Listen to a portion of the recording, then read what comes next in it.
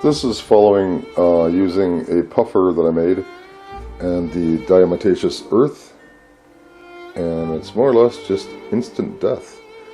So it was a possibility for me to get under my pepper leaves. Let's see this one over here. Yeah, that's got to be hurting.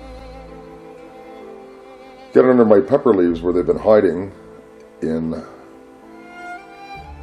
clusters, massive clusters, and they're not liking this, I can tell. Bad day for aphids. Yep. Especially because they're sticky, and it sticks right to them. Good.